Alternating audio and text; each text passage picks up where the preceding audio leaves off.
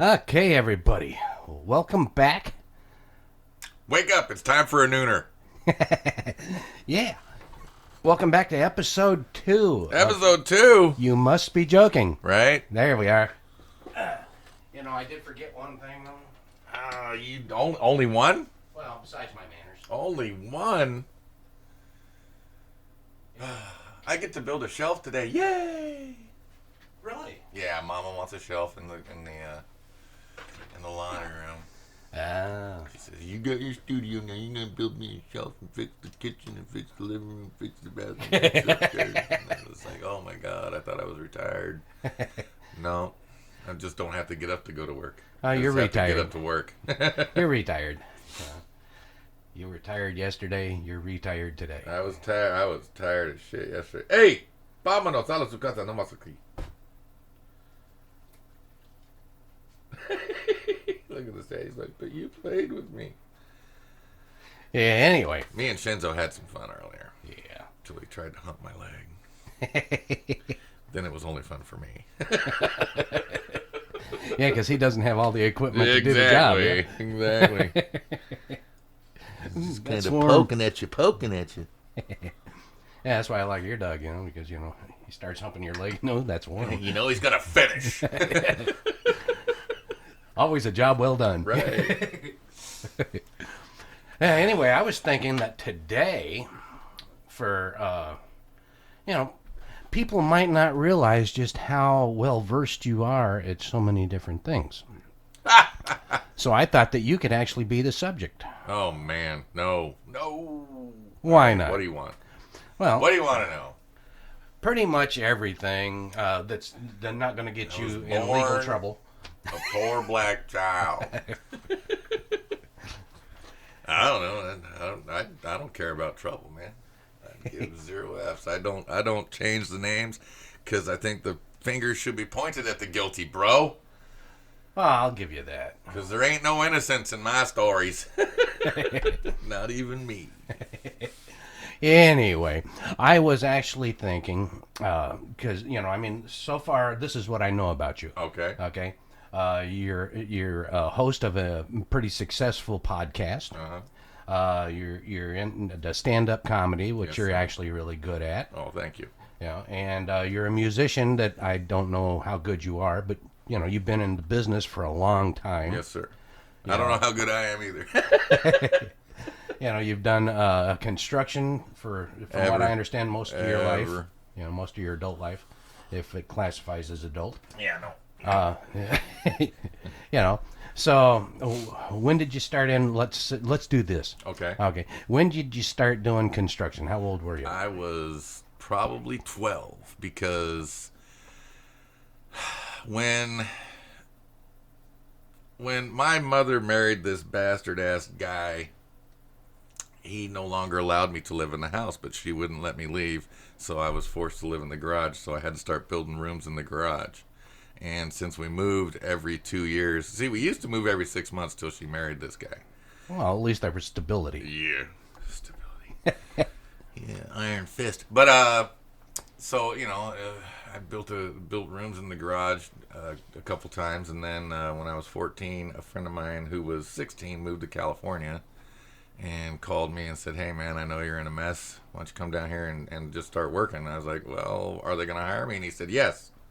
So I went down to California, lived on the streets for about 8 months, and worked in this construction site until I got enough money to get an apartment. And then I started playing music down there and had a good time. And so when I was 15, I got hired on to a construction site in California, and it was really nice because the foreman that they put me under was very knowledgeable, and he took me under his wing and he showed me everything. He taught me a whole bunch because he wanted me to get to a point where I could ask for more money. Uh-huh. And then I asked for more money, and they put me with this other foreman, and it was really weird because the two teaching styles were very, very different. Like Yeah. like the first guy, he'd walk into a room and he'd be like, "Okay, this is wrong, this is right, this needs to be fixed, you need to do this, you need to do these things, you need to do this." The other guy, He'd walk in the room and he'd put a little ball of paint on the wall. So you walk by the room because we're building either track housing or apartments by the thousands. So this guy'd walk in the room. So you have to walk in and you have to look around. And you're like, what is wrong? What did he see that I can't see? So that made me a little bit sharper, and then it just progressed from there.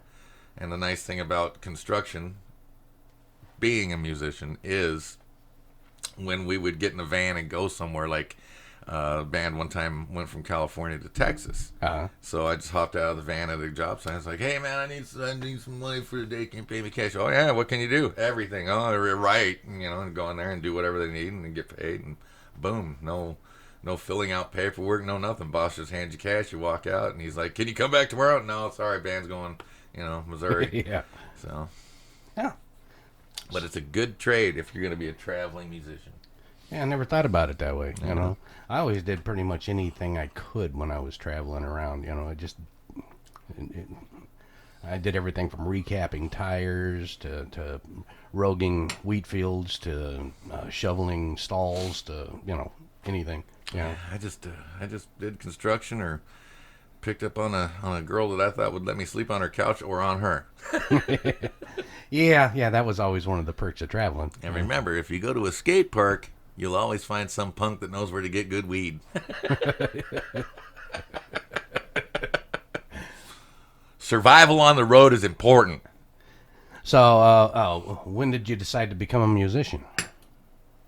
Well, I played instruments all through school from 3rd grade till 10th grade when I actually dropped out. And I started with the stand-up bass, then the cello, then the violin, then the drum line, then the trombone, then guitar. And when I went down to California, another friend of mine who lived up here went down there, and he was like, I'm looking to start a band. I need you to play bass. And I was like, all right. So I played bass, and I dabble on everything, but bass is really my strong suit, and that's how I made my living, was playing bass as a hired gun, basically. Yeah, because it was a lot like that with me through school. You had different instruments, because like we didn't have a string section. We had pretty much all wood and percussion and brass. Yeah. And so I did the French horn, the trumpet, the tuba, the baritone. I did the clarinet. We did have violins, though. I forgot about that. We did have violins. I didn't get to do that in band, but I did it because my sister was trying to learn how to play it. And that when they pull the bow across. Yeah.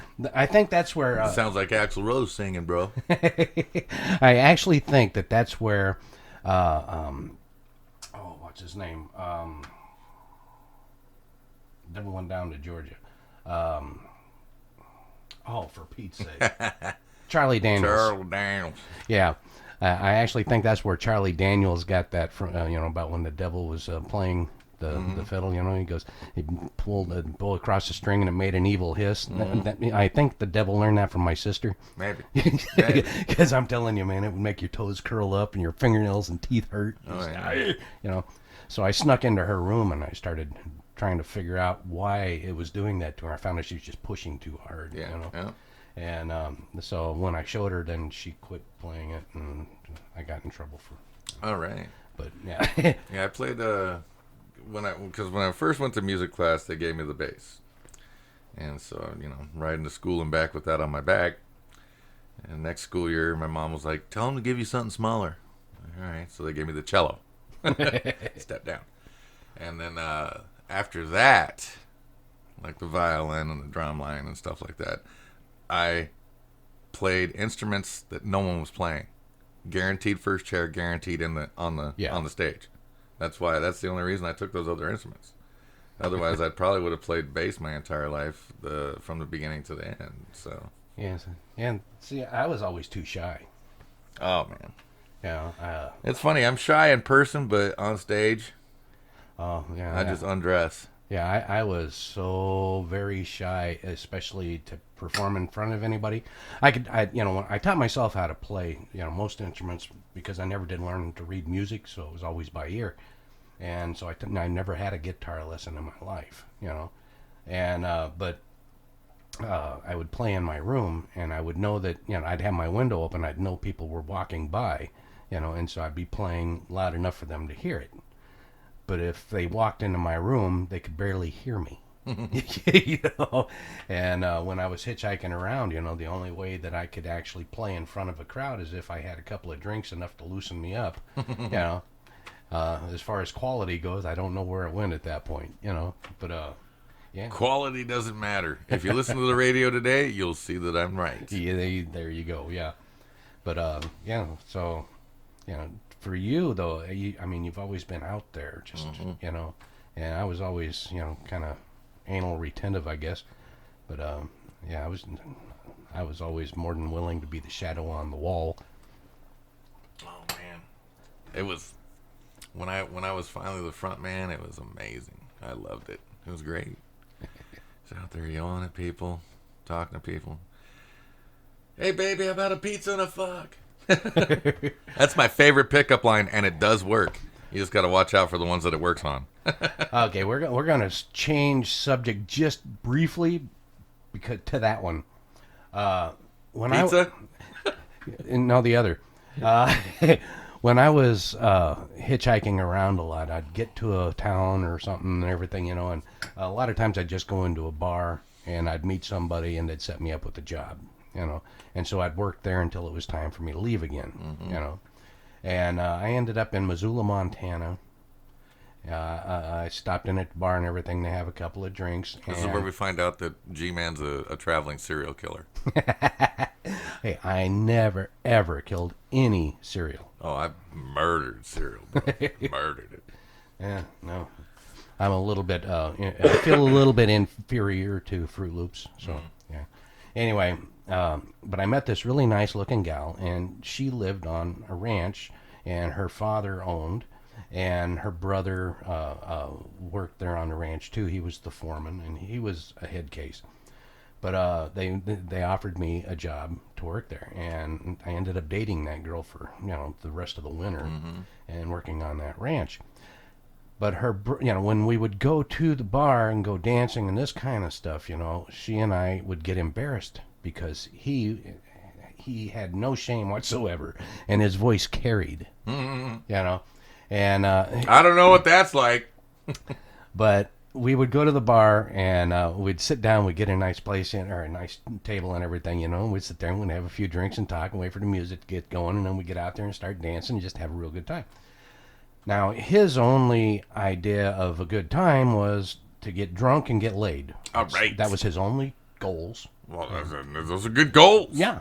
Well, I already had that figured out, so I was set, But his idea of a pickup line was he would start at one end of the bar, start at the prettiest girl he could find, and then work his way back to the ugliest.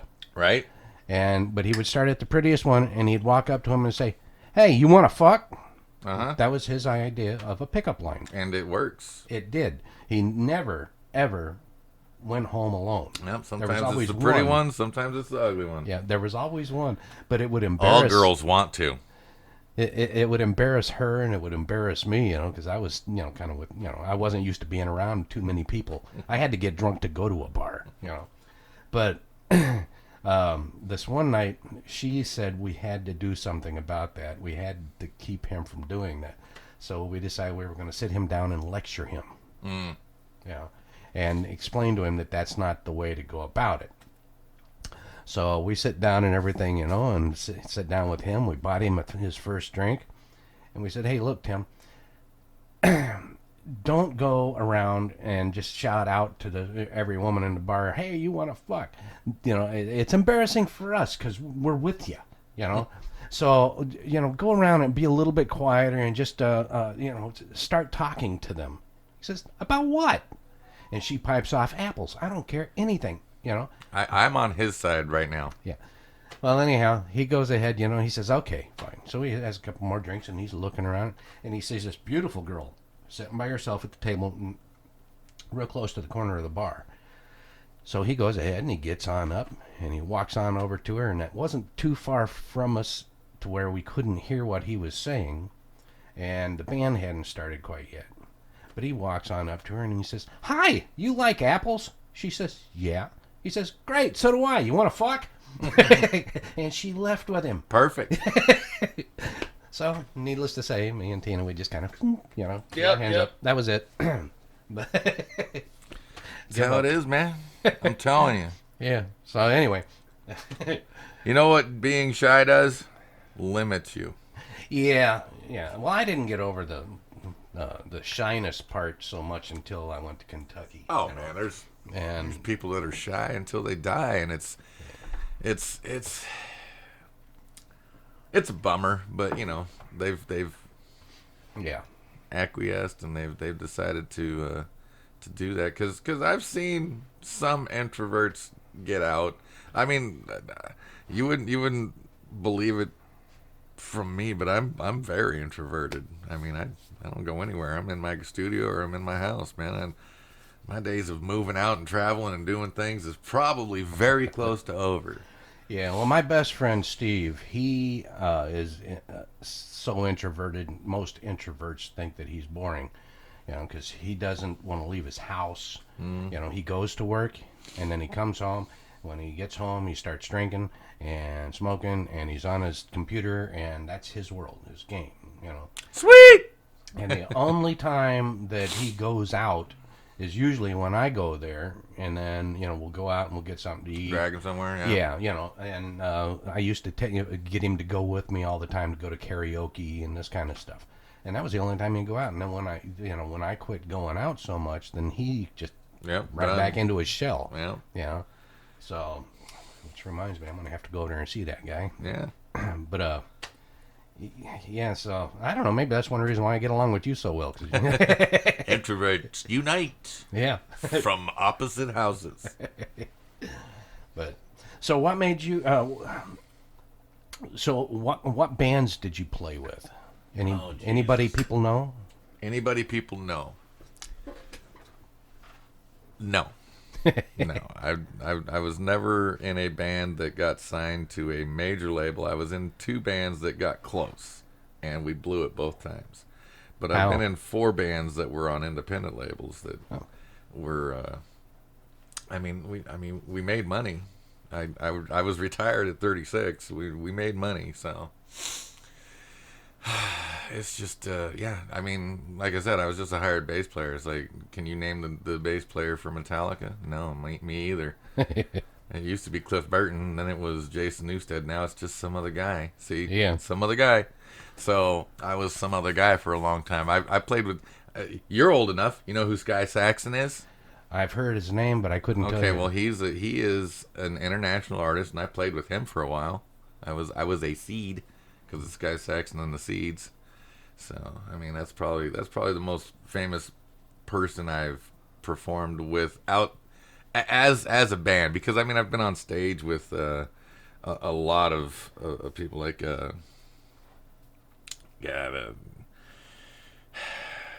Howard Leese from Heart, What's His Nuts from Bad Company, a couple guys from Steppenwolf.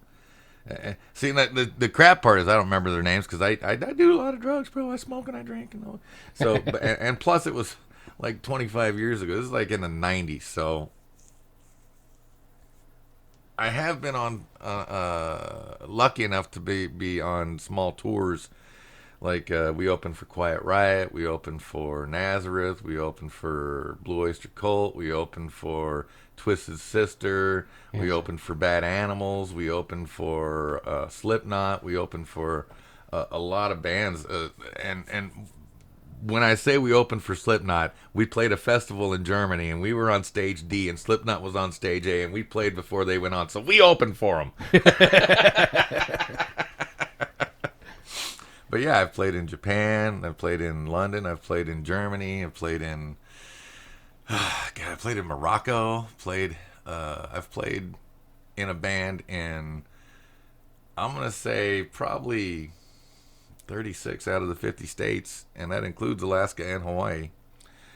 Mostly didn't play in, let's say, the Illinois, Michigan, Ohio area. We didn't do around the Great Lakes. We did West Coast, South Coast, East Coast, Midwest back kind of thing. I don't know why they call that the Midwest when it's the center of the states, but so it was basically a U and then a straight line back, and it was a crescent moon on its back. Yeah, pretty much. And it was usually, you do 10 or 15 shows with one band, then you hook up on another tour with another band, then you hook up on another tour with another band, and you try and do your best to get them to invite you on a tour, because see, it sounds glamorous, right? I opened for Twisted Sister like 15 times. It's not that glamorous. We paid them 10 grand so that we could get on 10 shows with them. Just like Blue Oyster Cult, we paid them $5 grand so we could open up at the Paramount in Seattle for them. And then luckily enough, we played good enough that night that they allowed us to do 5 more shows with them. Nazareth, we paid $5 grand and we did 2 shows with them. Luckily, we were good enough salesmen that T-shirts and other merch and CD sales almost recouped that, almost. So, but like when I was doing international stuff, that's when I was making the money. And luckily, my significant other, I would send her every single paycheck, and she'd send me back an allowance. And that's how we own the house and own the trucks. And so, because if it was me, it's just, that should be all in the pawn shop, and I'd have smoked it. Yeah, but it's always been pay to play. Always. And when you see these bands on tour that you like, and you're like, oh man, they're so lucky they got the... No. They had someone negotiate a deal. Yeah. It was not, oh my God, we were in a bar and you guys were awesome. You need to come open for us for a few shows. No, that never happens. Not since Elvis. Those days are over. And even today, touring is about to end, because it's so easy to just do a video and then do internet stuff that you don't need to go outside, and that's, it's beautiful for introverts that want to be musicians. I don't. I started actually singing in front of large crowds comfortably in the 90s. Yeah. Let's see here. In 95. That's when I started doing karaoke. Yeah. And it took a little bit to get rid of the to where do like Jim Morrison to did. where my voice would go. Don't face the crowd. Yeah, well, he did that for a long time. Yeah, but I have an ugly butt. It's almost as ugly as my face. But, yeah, well, see, almost. Yeah, maybe you're right. Give the crowd what they want, sir. Yeah, well, then I'd have to leave. But yeah, it took a long time for me to get. I played like at Ricketts Review down in Oregon. It was a street festival. And they had the stage up in the middle of the street and everything. I'm up there. And you couldn't drive down through town. Yeah. And but it was just packed, and people all crowded around. And I remember I had my guitar in my hand. I started to walk up on the stage. I was so nervous, and I tripped on my own foot going up the steps and almost fell and broke my guitar. And I get up and everything. I sit down and I start playing, and everything. Everybody liked it, and it went over really well. But, God, the whole time I was so scared. By the time I got done and everything, got off the stage, went on over and everything, and puked my guts out in the alley.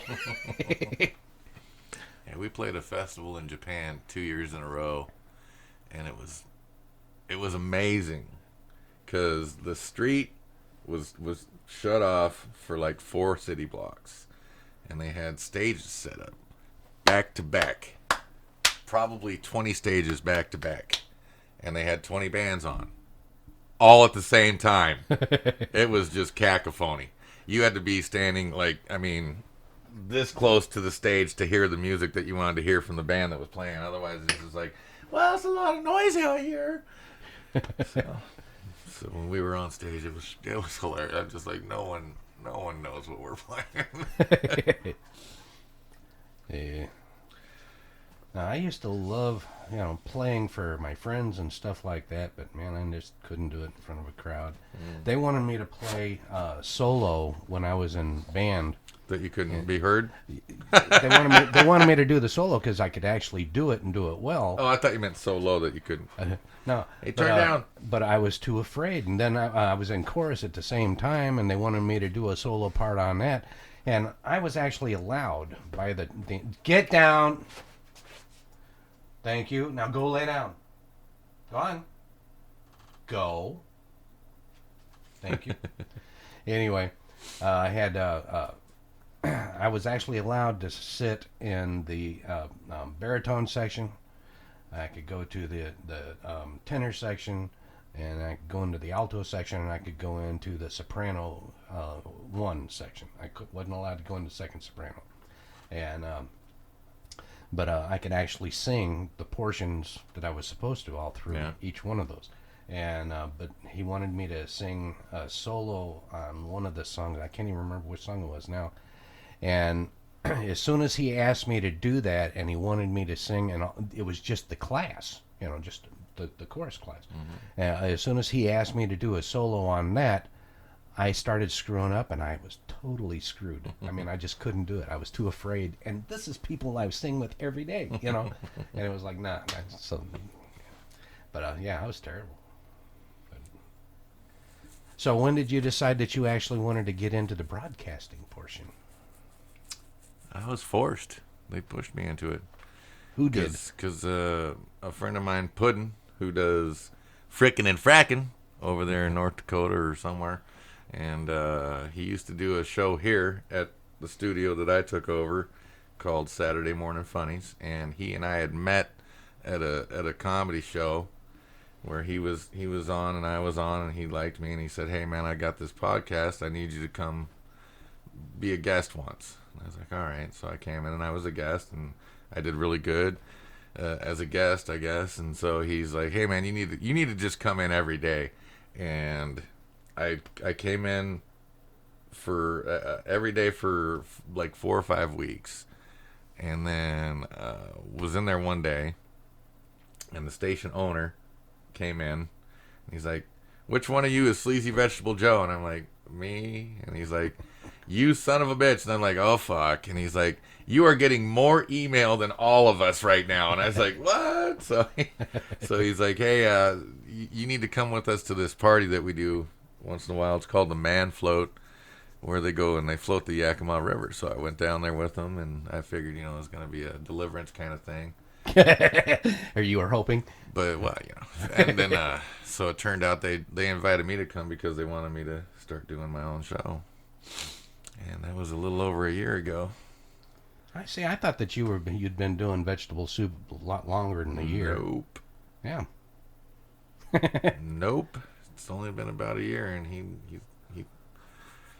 I mean, I've been doing their podcast for a little over a year, and then I started mine, so kind of been on podcasts for a little over 2 years, but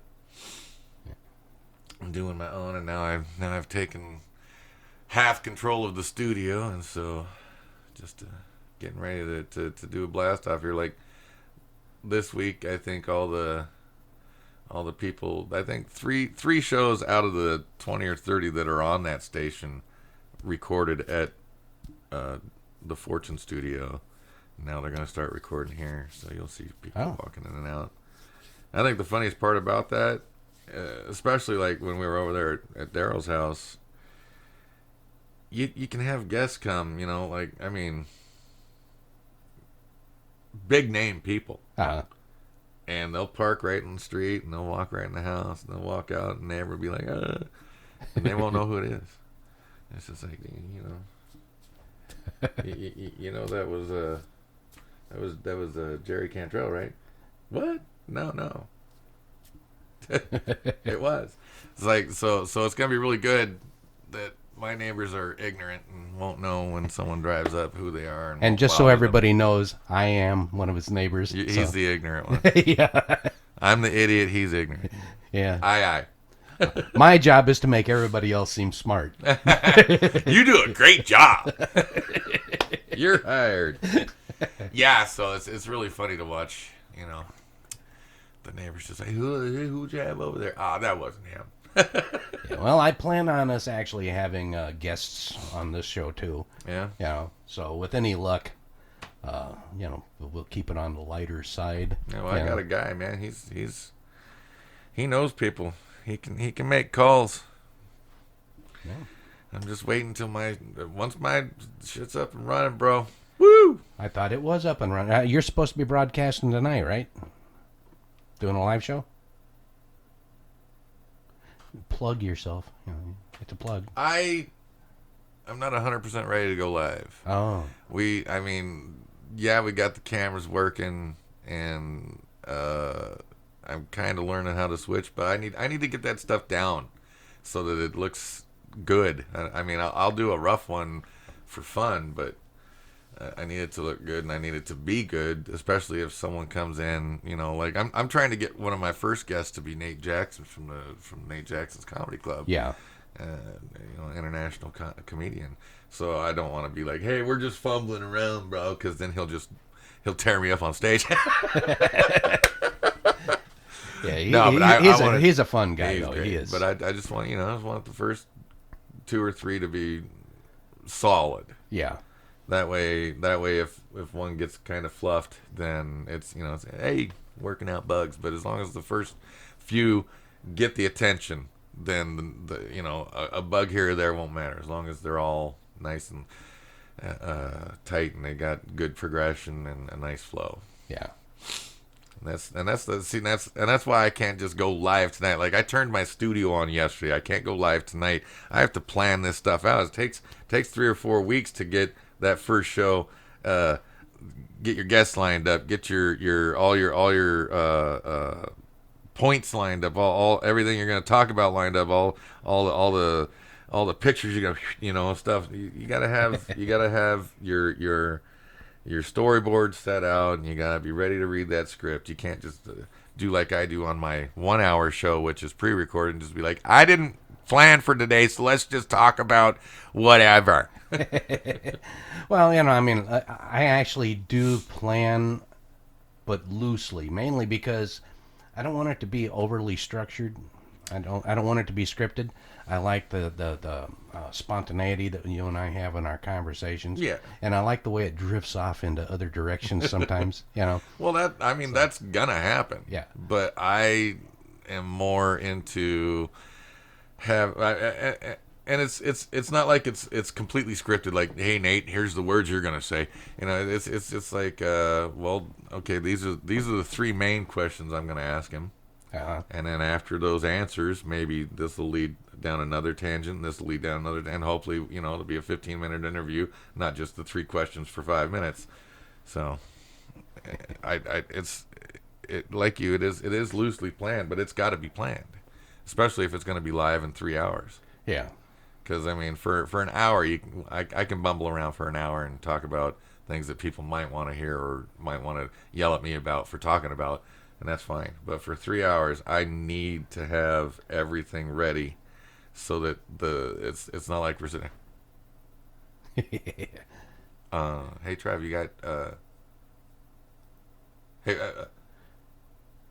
just play a song, Yeah.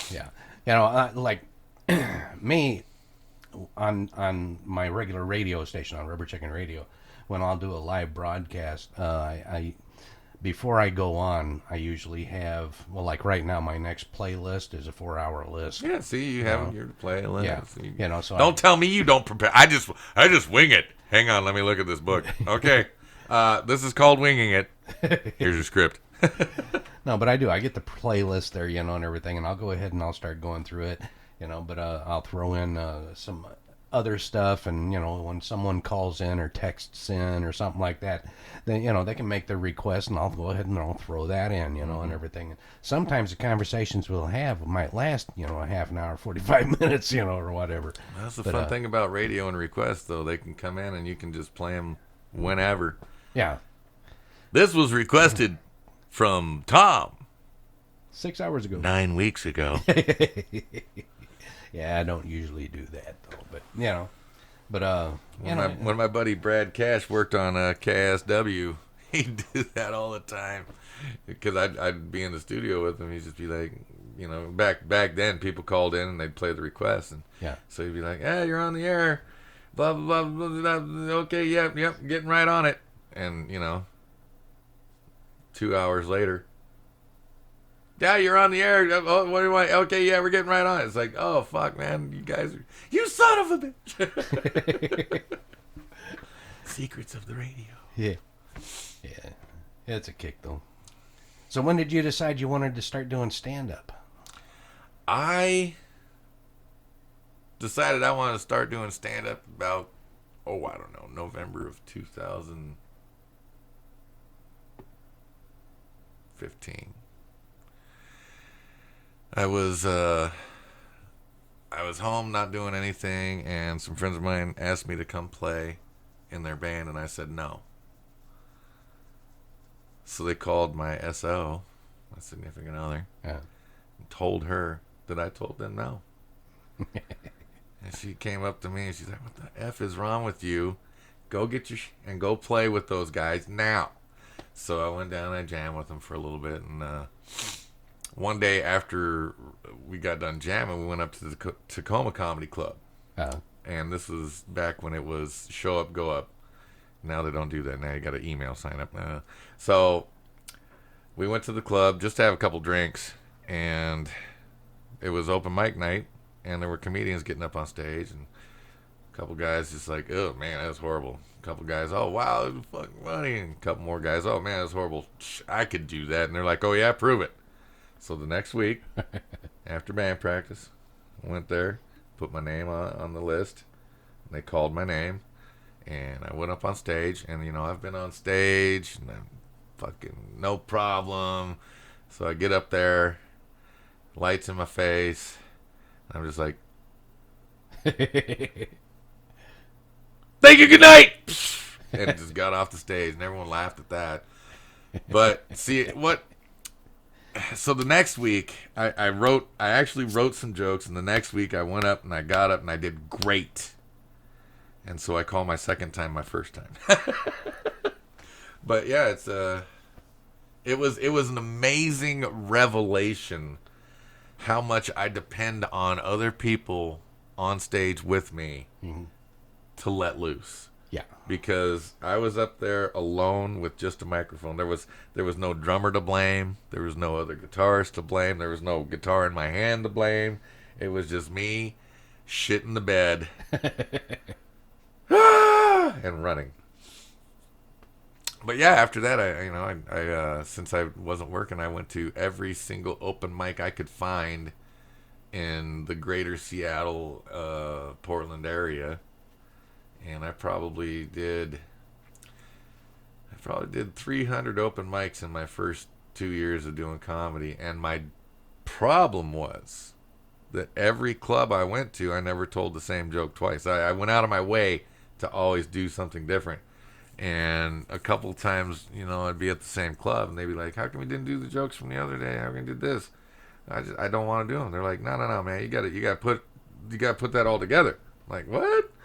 You mean now you just don't go up and do new stuff?" He's like, "Well, no, you do new stuff, but you got to work. It's called working on it. I'm learning how to do comedy. Well, open mics are for working on it, and then you do a show and you do the stuff that you worked on that got the big laughs." Yeah. And so it took me about 2 years, and I finally got a couple of invites to do some stuff, and then by 2017, I was doing feature spots. Once a month, I'd do a feature spot.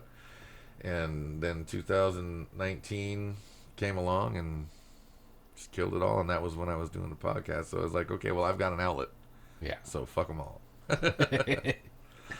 Yeah. Because he does actually do a really good job up there. You know, I mean, he has a lot of energy. Let's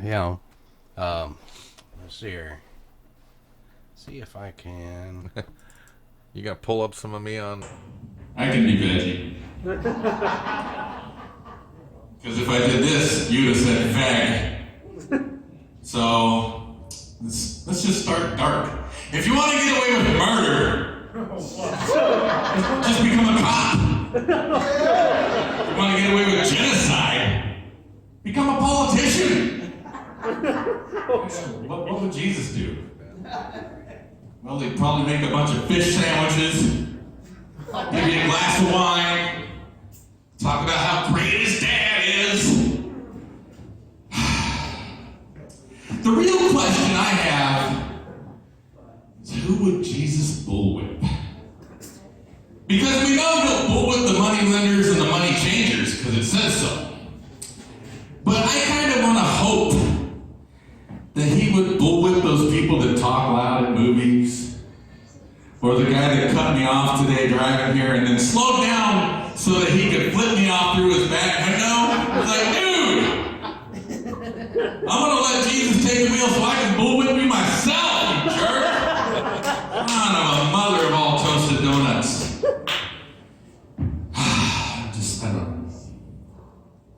I don't mean to be yelling at you. I'm kind of deaf. I used to be a musician.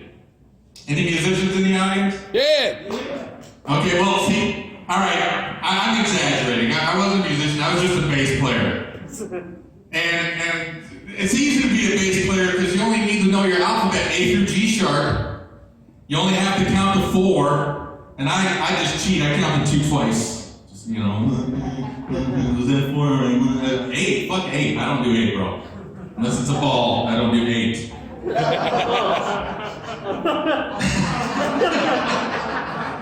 Sorry.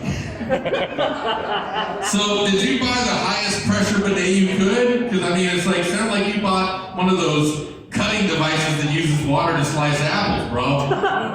All bidet, all night, just go on in. It's a jet of a good time. I don't know. So anyway, back to the musician. I got distracted. For some reason I was thinking about his ass being clean. Sorry, bro. Hey, you can't go through life with one hand tied behind your back, you know, I'm just saying. Speaking of that, so anybody here know who the band Judas Priest is? Yeah. So you know who Rob Halford is? Okay, well this joke's not about him. Focus on me now. Focus on me. I was in a band one time, and I got to open for his second band. Anyone remember the band Fight? Okay, well, I was in a band, and we were opening for Fight. The 5th night we opened for Fight. I'm setting up my gear on stage, and I get a tap on the shoulder. It's him! He's like, hey, mate, let me in for one second, for the show. Zach, I don't know what the hell he said, because I speak American, not English, but I did hear Shag, and I heard Green Room. And I'm just like, hell yeah, I'm there, man. Let's go get high. So I go up to the green room, and on my way in, there's this little suitcase. And I know it's got all the fun stuff in it, because it's got every sticker from every country I've ever toured in, and it's the one that goes through customs, right? I'm right. I know I'm right, because he grabbed it on his way in, and I sit down on the couch, and he sits down on the couch, and he puts that suitcase on the table. He's like, hey, mate, ready for that shag? And I'm just like, hell yeah! And he opens up that suitcase, and I'm like, here he goes. Oh, fuck. It had all the fun stuff in it already. For him. Had anal beads in it, cock rings, big old dildo. Had this 4-inch piece of PVC. I don't know what the hell that was for, but I was like, look, bro, I misspoke. I'm just here to play some rock and roll. And he looks at me and he's like, well, just do it for rock and roll then. It's like, oh, man, no. I'm in a metal band, and I'm here to play some heavy metal. He looks right at me, he's like, if you're truly metal, get to it anyway. So I'm starting to try comedy out for a little bit, see if that works. And, it's kind of working. And I think I'm just getting up on stage on that little laugh I just had. So come on up, give it to Gunner. Have a good night. Thank you,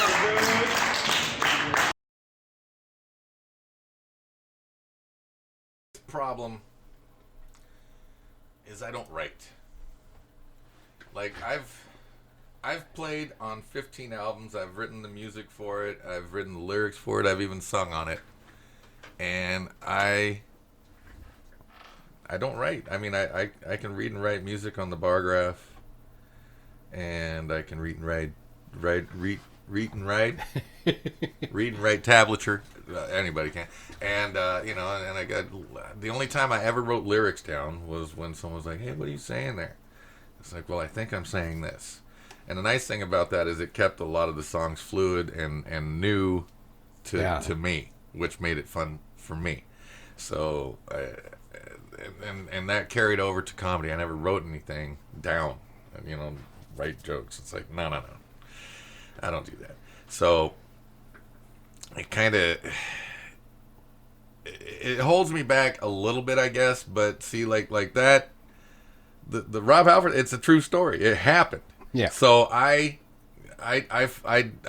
just talk about how crappy my life was, and people laugh at it with me because my life's been a joke, a bad joke, but a joke, and so people laugh with me. And the nice part about that is I don't really have to write anything down because this is all from memory. It's just like, oh man, remember that time? What about that? Oh man, let me just tell some people about how fucked up I was, and they laugh at me, and it's great. Yeah.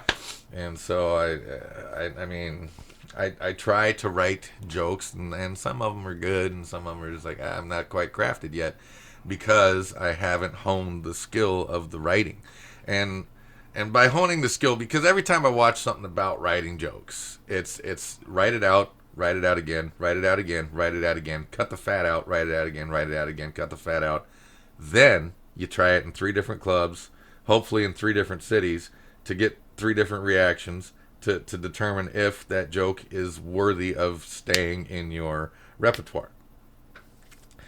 And so I do write down premises. Like I'll write down the premise, PC or Mac. Why did you write down that premise? Well, I've used both PC computers and a Mac computer, and I was mostly Mac at the time that I met this guy, and I was doing some recording, and he was a PC guy. And so we're recording music, and he comes over and he's looking at my Mac, and he's like, "Hey, can we try this?" And I said, "Oh, sure, go ahead." And I got up and I let him sit down because I'm not techie. He was, and he hops on the Mac, and he's just like, "Oh, man, I don't know how to work this, man. These computers were made for idiots." And I'm just like, "Well, then why can't you use it?" So, true story, really happened, verbatim. Yeah. And so I can use that on stage, and it's a joke, and people will laugh. Some people will laugh at that, because like I was in a club, maybe a week ago, and it was a club. It was a bar, and good enough. And well, no, it's great. It was a paid feature spot. So so I'm in this bar, and it was a young crowd when I got on stage, and then they started shuffling out, and the older crowd came in because there was something going on in another room, because this building had like 4 different rooms, and so I think it was a wedding party that these younger crowd was in, and so they moved to their thing, and the older people came back in, but I'm still the younger crowd, and so I start talking about video games, and it goes from laughs to just crickets, and I'm just like, what the hell is going on here? Oh shit, the crowd completely changed. The crowd I read left. So I just let it go, and I did my 15 minutes and walked off stage, and I told the guy who booked me, I said, "Hey man, I'm sorry I shit the bed." And he's like, "No, it was weird because like the tide changed." And I was like, "You're right, that was crazy." Old people don't know shit about no video games. Hey, I resemble that. Yeah, you do. Yeah. I still need to get a DVD player or a CD-ROM player. What is that thing? It's I assume that it's a CD player, but it can play on a DVD player. Yeah, so I need to get some external drive so I can try that game out. Yeah, and we're talking about Dragon Age, the original one. So you got Dragon Age Origins and Dragon Age The Awakening is on that. On that platform, okay? Yes. And both of them extremely good. Very, very good. They're like interactive movies, and they never play the same way twice. It's just amazing to me. I used to love reading those Choose Your Own Adventure books. Oh, yeah. Remember that? Yeah. If you want to do this, turn to page that. If you wanted to do this, turn to page there. It's just like, well, that's what how do I get them to kill each other or start fucking? It's not on any page. Well, that'll happen in Dragon Age. Oh, yeah? Yeah, nice. Yeah. I'll give you a hint here. Decide right off the bat who you want to be your friends and get them to be loyal to you. Okay? and you will see on there. Loyalty is earned. Hey, get a couple of those too, but watch out because there's that one guy. That, He's got a lot of teeth, and they're jagged. Yeah. But in The Awakening, and or is it The Awakening or is it in Dragon Age 2? There's this one dwarf that I just love the hell out of. He comes off with some of the funniest stuff that he's talking about. And I mean, this is an animated character in the game, but he gets to talking to you, and you'll start going through this adventure with him and everything, and he'll see something that surprises him, and he'll go, "Well, shave my back and call me Molly." We'll be back after this quick message. Nope, because I have no idea who in the hell that was. Why bother? God, I love answering spam calls. Because I'll answer it, and it'll say right on the phone, spam. Spam likely or scam likely. Scam likely. Yeah. And so I'll answer and I'll be like, this call is being recorded for training and safety purposes. Please hold while we direct you to a person, and then I'll be like, hello? And that's when they hang up. Normally, all I have to do is just say, hello. Hello. Because the nice thing about answering that call on this phone, I don't know about your phone, but once they hang up, I get the option to block that number. So every time it says scam likely, I answer so that I can block that number. Yeah, mine I can block it anyway. I don't have to answer it. It still shows up on my... Mine I can't. If I don't answer it and I let it go, I can't go back and choose to block it. I can only delete the notification that someone called. And it's like, motherfucker. Yeah, mine I can, it shows up on the call log, and then I can go ahead and I can block it. Or yeah, see, I can only delete it from the call log. I can't select it and block that caller for some reason. Well, I'm stupid. I don't know no tech, so it's probably just right there. Can be done. It's an Android. My iPhone's mine's an Android. But mine's older than yours. Androids. Everybody likes Androids. Yeah, mine's older than yours too. Name the show. So. Red Dwarf. Never saw it. What? I'm out. I love the show Red Dwarf. It's a BBC show, and it's about this guy. He's a fuck up like me. And they put him in stasis on this spaceship. It takes place in space, and they put him in stasis in this spaceship because he smuggled a cat on board the ship and he wasn't supposed to.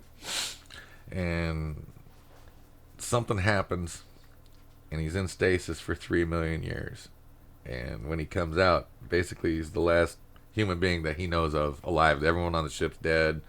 All this stuff, and it has some pretty fun adventures, and you should check it out. Red Dwarf.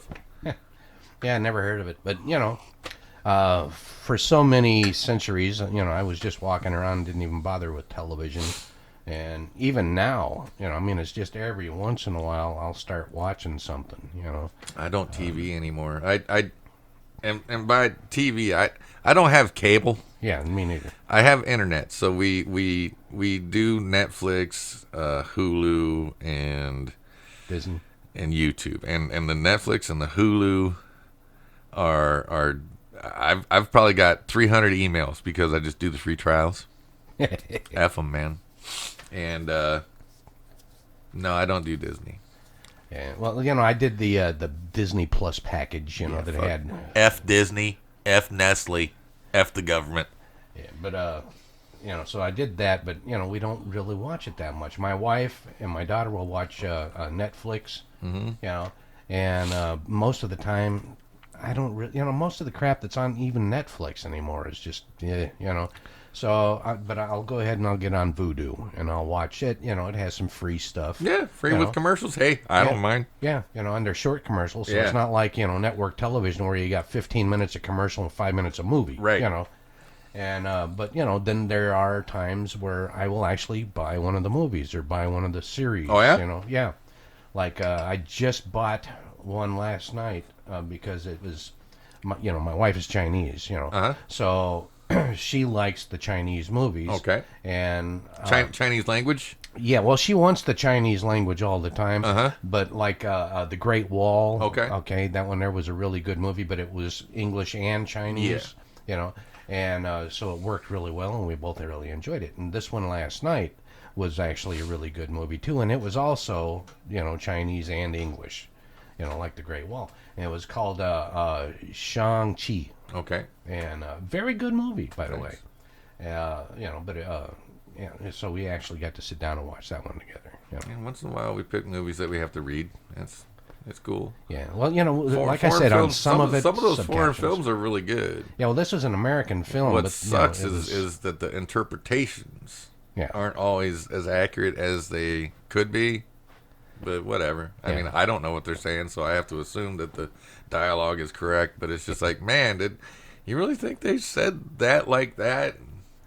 My girl picks shit apart hardcore. It's crazy. And the only reason she wants me to get a Netflix account because we do watch the British Bake Off, and now they got the live action Cowboy Bebop. So Mama gets what she wants, so that I get what I want.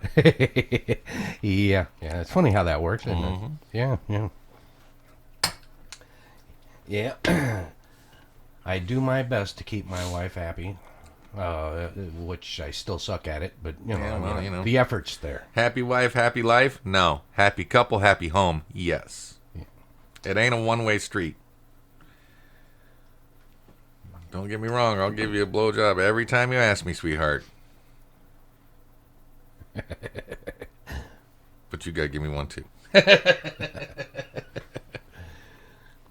It's like Jeff Foxworthy said, if she ain't happy, you ain't happy. It isn't that you gotta make her happy, but you gotta keep her from being unhappy. Okay? Yeah. So, if she ain't happy, you ain't happy. And if she ain't happy long enough, you ain't happy with half your stuff. Yeah, but see, that's why I'm not married. Because if she ain't happy, I don't have to care. If she comes to me with her unhappiness, I'll make her happy. But if she's really, really unhappy, I'm in the garage. Door's locked. Well, you notice where I spend most of my time? Uh-huh. Yeah, huh? In my garage. Actually, I was thinking in my basement. Right. Or my garage. Yeah. It was hilarious. I showed someone a little video of my studio, and he's like, "Oh man, a man cave." I was like, "No, that's my jail cell." She owns everything, so it's not my cave. Yeah, I'm just serving my sentence here. Right. Yeah. I've been allotted this amount. If I'm a good boy, my cell stays larger. Right. Yeah. So, how far do you want to go with this comedian stuff? Listen, if the stars aligned and everything happened right, I'd open for Bill Burr. I'd go the Bill Burr route, man. I'd love to be as big as Iglesias, Fluffy, or Burr, or Williams, or Pryor, anybody. Doesn't everybody have dreams of aspiration like that? But I have mental issues that keep me stuck in small ruts, and so it's hard to maintain focus anymore. I mean, when I was younger and it wasn't quite as bad, I'm sure it was drugs. I'm sure the drugs fucked me up, but I could focus myopically and carry the band. But now it's just like, oh, let's do this. And I got ADHAS, attention deficit. Hey, squirrel! So I'm just like, But I'm trying so hard to keep shit together and keep this one row going, this row going, and this row just started again because I want to do the podcast for as long as I can. I want to do comedy for as long as I can. And someone I like a lot who plays really well called me and said, "Hey, it's about time you play." And I said, "Put a band together and I'll come." There you go. So But other than that, I'm just sit in my house and play World of Warcraft until it's time to do a show or to have a good idea.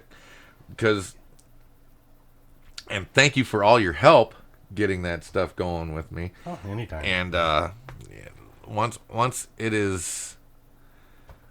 I do my first show with my gear, because I have the old station's gear there and my gear next to it, so the old station can stay functioning until the new station is completely up and running.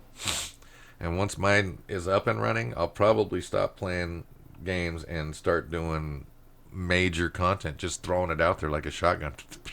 Whatever sticks, and whatever doesn't.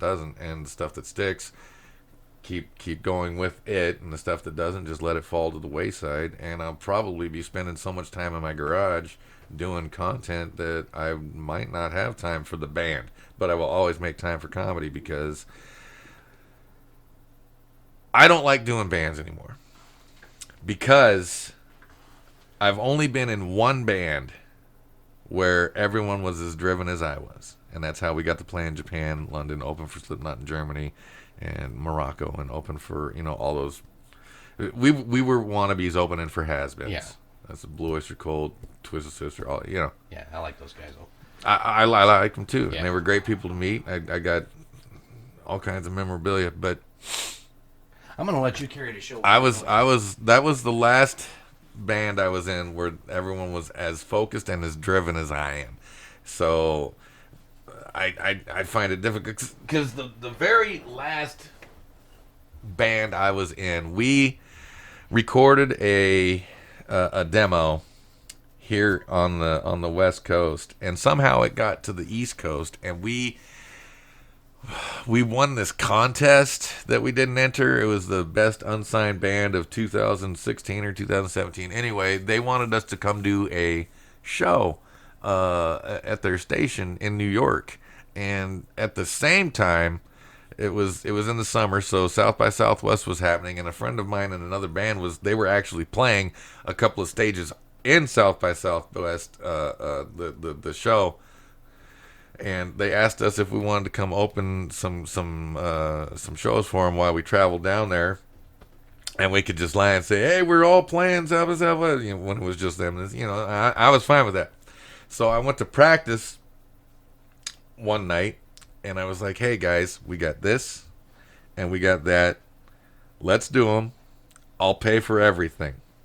And one of the members of that band worked as a city planner, and he looked me right in the eye and he said, "I can't do it. I've got my career to think about."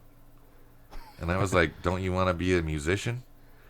And he said, "Well, I like playing." And so after practice, I picked up my gear and I went home, and I never went back. And I stopped playing. I literally stopped playing for about 4.5 years, and then something weird happened. I went to a Bryan Adams concert, and it was wonderful. And when I got home, I picked up my acoustic and I played for maybe 2 or 3 hours, and I was just like, man, God, I miss it, but got no drive. And so maybe when the studio is all up and running, I'll just go in there and do my own recording. Because I recorded a demo where I played the drums, the bass, the guitar, did the vocals, and did some ambient stuff, and it was really good. It just, it wasn't good enough to make anything out, but it got me gigs. So there's that. But I can't find anyone that has the drive that I have, because if you're an American band, the best thing you can do is go to Europe, because you will get gigs and you will survive. I'm not going to say you're going to make money unless you're really, really, really good. That's just how it is. Just like all those European bands, as soon as they can get somewhere and get some support, they come here, because we eat up their music and they eat up our music. And that's every band I've ever been in, I'm like, "Hey, we got something, let's go." And they're like, "Oh man, we can't go." And it's like, well, then this isn't the band for me, I'm out. Yeah. Which is why when I found Indica and I was like, "Hey man, this is great stuff. Should we be touring?" And they're like, "Oh yeah, we're ready. Let's rock it." And that's, and then and they were driven until the meth epidemic happened, and then that blew the band apart. Yeah. Bummer. Yeah. Drugs, marriage, those are the two things that kill bands. Yeah, when they get married to drugs, that's not a good thing. That's a real killer. Yeah. Kids kill bands. That's all I'm saying. That's why I don't have any.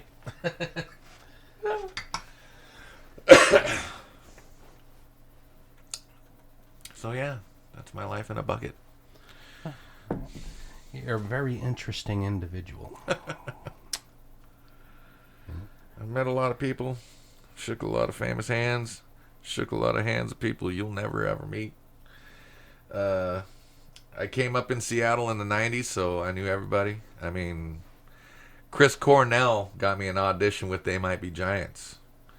So that was pretty cool. That was fun because I didn't even know it was happening because They Might Be Giants. I'm sure no one knows who they are, but if you ever watched the TV show Friends, they wrote the theme song. They were a two-piece that just did clubs, computer, and I think the one guy played guitar. And I've seen it before, and I was just like, okay, yeah, no, they do their thing. Well, they decided to put a band together and start actually touring. And Soundgarden happened to be at a place where they were doing their thing, having their meeting, overheard them.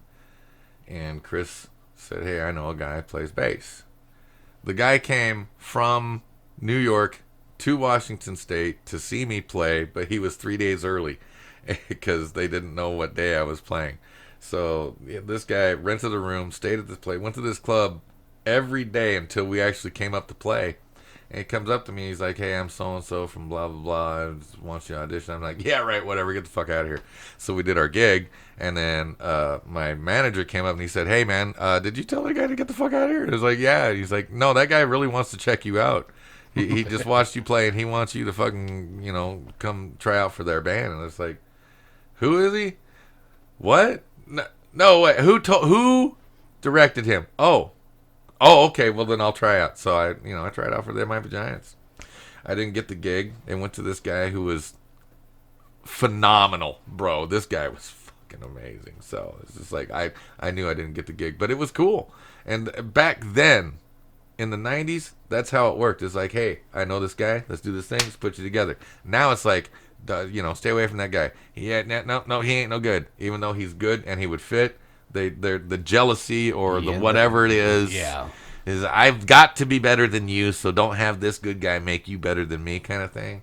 It's another part of it. Too much insecurity. Yeah, well, it's infighting, insecurity, backbiting, whatever you want to call it. Yeah, I never did like that kind of crap. We used to get that in some of the jobs I used to do, So, anyway, that was actually a very good discussion. Yeah. But it's been a little over an hour. Son of a mother of all. Yeah. Now we can continue on if you'd like. I thought you were going to say that. Engagements, Okay, well, thank you all for coming. Yeah, thanks for listening. Yeah. We got to learn a little bit more about Sleazy Vegetable Joe. Nobody knows the Joe. I said a little more. I didn't say we got to know. Right. Yeah. Anyway, thank you guys for tuning in. Thank you, everybody.